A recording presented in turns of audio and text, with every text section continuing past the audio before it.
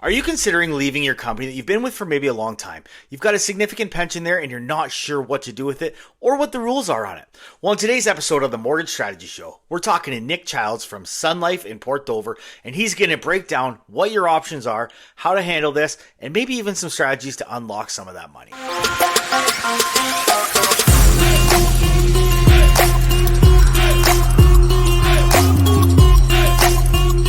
Welcome back to the Mortgage Strategy Show. We are here with Nick Childs today, our new monthly episode. I'm really excited about this, where we're going to talk to Nick. Nick's from SunLife in Port Dover, and we got a great topic today. It's one that we get asked about a lot, and I've heard different conversations go on, and it's pensions. So a lot of people, maybe you've been working with a company for a long time, or you know of somebody that's been working for a company for a long time, and they've left or they're deciding to leave, but they've got this pension that's there. So Nick, if I'm working for a company for a long time and I've got a pension there and I leave, what happens then? There's a number of things that could happen, Adam. One thing is depending upon their age, how long they've worked there, and the type of pension, because there's a number of different pensions. There's defined benefit pensions, there's defined contribution pensions. The most common when people think of a pension plan that is a defined benefit would be like Canada Pension. Right. So where you've got a specific set amount of money when you retire. So when you leave that prior to retirement, you can have a number of options. Common options are you can take what's called the commuted value of your pension plan, and that's a dollar figure. So that you leave, and as long as you're what's called vested, and that's normally a 2-year time frame, meaning that all the money that you put in and your employer put in, if you're both contributing, you get to keep all that money, and you get to take it with you. Okay. So when you talk about defined benefit versus defined contribution, let's just break that down, because not everybody might know what the difference between those two are. So a defined contribution plan is what's commonly known as a group RSP, just to simplify it. So, your employer says to you, hey, Adam, you started your new job. You're going to put 5% of your income in, and I'm going to match that, or I'm going to give you 2.5%. That would be a defined contribution. Okay. Mm-hmm. Or, again, as I said, commonly known as a group RSP. So you know what's going into the plan, and it's invested. You might have some choice as to where that money's invested, the types of investments available. A defined benefit plan, that is generally money coming from the employer. So that's kind of part of your salary. So your employer may just put in so much money. You have no control over that. You have, no investment choices. When you're 65 years old, you're going to get a pension of $3,000 a month for the rest of your life. Right. Okay. So that's the major difference. That would be an older type of pension plan. Those are slowly disappearing, unfortunately, and they're restricted to teachers, municipal employees, federal, provincial government employees. Some of the larger companies still have them. So when that's the basic nuts and bolts of those. Mm-hmm. When you leave either of those plans, there are options. One option might be to put your pension payment off. So defer your payment. So leave your money with the employer, and at age 60, 65, or whenever you retire, you can start taking a monthly amount. So that would be one option. The other option, as I said, would be to take the dollar value of that plan. So once the employer has told the pension company, whoever's looking after the money, that you've terminated, you generally will receive paperwork, and it says, these are your options. And then you want to sit down with your advisor and basically say, what's my best option here?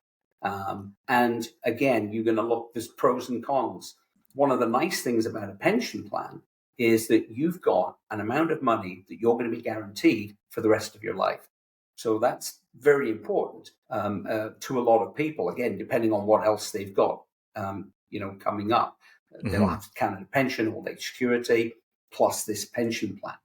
Other people want to have a bit more control, so they may decide to take the cash. That cash will come in the form of locked-in money, a LIRA, locked-in retirement account. So it's an RSP that's got certain rules restricting its use. Okay, so they may decide to go down that path. Benefits of that will be when you pass away, that money stays with your family.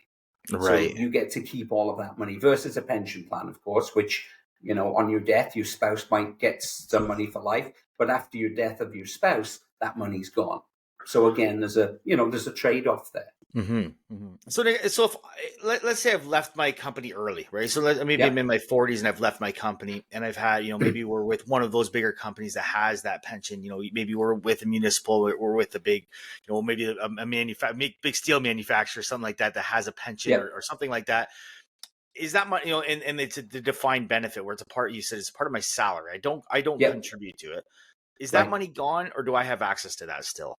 No, when you leave that job, again, you will get the same thing. You'll get some settlement options, and one of those options generally will be that you can move this money locked in. Again, you can move it to a financial institution that offers the locked-in retirement account. That money is now your money. So now you invest it the way you want to invest it, be that guaranteed in a GIC, be that in mutual funds, stocks and bonds, depending on, what your advisor has to offer, and what your personal objectives and risk tolerance is, right? But you get so I to guess keep that would be the that big money. benefit of that money. If I've got it and I leave it with, if I leave it with my employer's plan, they're investing it how they want to. Right. And they may be very, depending on my age, maybe I want to be a little bit more aggressive. Maybe I don't want to be as aggressive, but it's invested how they want to. If I take that money and I say, Nick, what should I do? If I meet with you and say, what should I do? It can be invested the way I want it. That's correct. Yeah. So you get to make all the choices as far as that goes. So you've taken that money from the pension plan, and now it's your money to do as you see fit. Again, within those restrictions. In Ontario, generally it's 55 before you can tap into it. So if you're still working, you retire at 55, you can now turn that into pension income, or you can start to tap into it. Now, is there any situation, you talk about tapping into it, is there any situations where I can take that money out early before retirement? There are a number of scenarios where locked-in money can be what we call unlocked, okay? And that is if you've got a short lifespan. Again, that would be information from your doctor. So and it's generally like 2 years. If your health has been, if you've been diagnosed with, a terminal illness, that may be an option to unlock it. If your income drops below a certain level, then you may be able to tap into it. And then the other one is 55. If you're over 55, then what you can do sometimes is apply to unlock 50% of it, move that into your RSP and start taking an income from it. So there are a number of ways, but they are quite restrictive. Right. So a lot of great options there. So if you are looking to, leave an employer where you have a pension, or if you hear of anybody else that is, because this is one that becomes more and more, it's not like my dad worked for the same company for 40 plus years and never left there. And that was something that I think a lot of my parents did, my friends' parents did. Doesn't happen as often anymore. And like you said, those pensions aren't the same anymore. And there's better options out there sometimes for an employer where you want to leave. And this gives you a lot of flexibility, knowing that is an option. So Nick, if we're leaving that, what's the best way to get in touch with you if you want to review some of those options for those pensions? Email's always the best, I think.